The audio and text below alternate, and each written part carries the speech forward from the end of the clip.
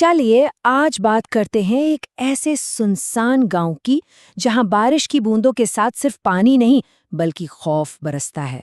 ये कहानी है एक रहस्यमयी डाकिये की जो हर महीने की आखिरी रात को आता है और अपने साथ एक चिट्ठी और किसी की मौत लेकर आता है। और कहानी की नींव वो इसी एक चेतावनी पर रखी है।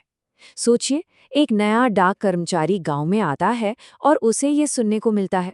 उसके लिए तो ये सिर्फ एक अजीब सी सलाह है, लेकिन रतनपुर गांव के लोगों के लिए ये जिंदगी और मौत का सवाल है। वो बेचारा क्या जाने कि इस एक चिट्ठी के पीछे कितना गहरा और अंधेरा राज छुपा हुआ है। तो कहानी में एंट्री होती है सूरज की, एक नौजवान पढ़ा लिखा डाकिया जिसका ट्रांसफर इस बिल्कुल अलग थलग पड़े गांव रतनपुर में हुआ है। अब शहर का लड़का जो लॉजिक और साइंस में यकीन रखता है, वो यहाँ आते ही अंधविश्वास के एक ऐसे जाल में फंस जाता है जहाँ हर किसी के चेहरे पर एक अनकहा डर साफ दिखाई देता है। और यहीं पर ना दो अलग अलग दुनियाओं का टकराव होता है। एक तरफ है सूरज, जिसके लिए ठंडी बारिश सिर्फ एक मौसम है और चिट्ठियां भाई वो तो बस कागज के टुकड़े हैं, उसका काम है।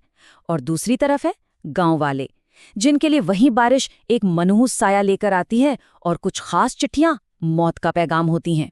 लेकिन सूरज की सारी लॉजिक, सारी दलीलें वो सब हवा हो जाती हैं जब वो उस पुराने वीरान पड़े डाकखाने में अपना पहला कदम रखता है। वहां हवा में सिर्फ धूल नहीं थी, बल्कि सालों से जमा हुआ खौफ तैर रहा था। और यहीं उसे उस डर की जड़ें मिलती हैं जिसने पूरे गांव को जकड़ रखा है। तो अंदर जो दिखता है वो वाकई में डरावना है। एक कमरा जो मानो वक्त में ही जम गया हो। हर तरफ बिना पते वाली चिट्ठियों के ढेर लगे हुए हैं। उसे साफ साफ चेतावनी दी जाती है कि इन्हें छूना भी मत। फिर वो उन लोगों की कहानियां सुनता है, मोहन चाचा और रमेश, जो ऐसी ही एक चिट्ठी पढ़ने के बाद हमेशा के लिए गायब हो गए। और ठीक इसी मोड़ पर यह डर अब सिर्फ गांव का नहीं रहता, ये सूरज का अपना पर्सनल डर बन जाता है। उसे एक ऐसी चिट्ठी मिलती है जो सीधे उसी के नाम है, और उसमें जो लिखा है वो उसके अतीत के उस जख्म को कुरेद देता है जिसे वो सबसे छिपा कर रखता आया था। इस गांव में कोई भी ये राज नहीं जानता था सिवाय उस साये के। बस यहीं सूरज का सारा लॉजिक, सारा विज्ञान सब टूटकर बिखर जाता है। अब उसे एहसास होता है कि खतरा बिल्कुल असली है और वो अगला शिकार हो सकता है। घबराहट में वो उस एक इंसान की तरफ भागता है जो शायद इस रात से बचने का राज जानता हो, गांव के सबसे बुजुर्ग रामलाल काका। और रामलाल काका जो रास्ता बताते हैं ना, वो भागने का नहीं है, वो है सामना करने का। इस लड़ाई में हथियार कोई तंत्र मंत्र नहीं, बल्कि हिम्मत और अतीत का वो कड़वा सच है जिसे सालों से दफन किया गया था।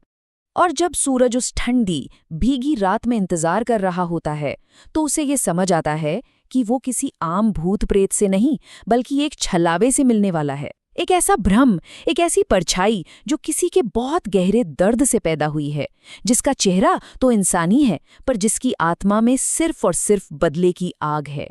और फिर वो सामना होता है, अंधेरे में, बारिश के बीच, और उस डरावने साये के पीछे से एक नाम और एक बहुत ही दर्दनाक कहानी सामने आती है जो इस पूरे आतंक की असली वजह है। पता चलता है कि ये कहानी है हरिया की, जो कभी इसी गांव का एक सीधा साधा डाकिया हुआ करता था। पहले उस पर एक झूठा आरोप लगाया गया, फिर बिना किसी सुनवाई के, बिना सच जाने गांव वालों ने उसे सजा दे दी। उसे कुएं से बांध दिया। भूख और प्यास से तड़प तड़प कर उसकी दर्दनाक मौत हो गई। और अब उसकी आत्मा, जो कभी शांत नहीं हुई, वो इंसाफ के लिए लौट आई है। मतलब उसका ये जो आतंक है, ये अंधाधुंध नहीं है, ये तो एक चीख है, एक हताश आत्मा की गुहार है। वो चाहता है कि उसकी कहानी सुनी जाए, उसका नाम साफ हो। वो बदला नहीं, सिर्फ इंसाफ चाहता है।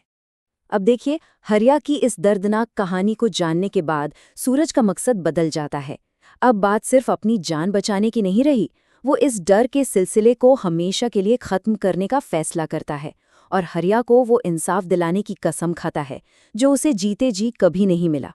तो समझिए कि दोनों के बीच एक सौदा होता है, एक समझौता। सूरज गांव वालों को हरिया का सच बताएगा और उसका नाम बेदाग करेगा, और बदले में हरिया गांव को पछताव का एक आखिरी मौका देगा। लेकिन इस समझौते की एक शर्त है कि अगर ऐसा अन्याय दोबारा हुआ तो वो लौट आएगा। तो खतरा टल जाता है, गांव चैन की सांस लेता है। लेकिन कहानी खत्म होते होते हमारे जहन में एक सवाल छोड़ जाती है, क्या सच में ये सिलसिला खत्म हुआ? ये सवाल हमें याद दिलाता है कि न्याय का तराजू कितना नाजुक होता है और अतीत वो कभी भी पूरी तरह से पीछा नहीं छोड़ता।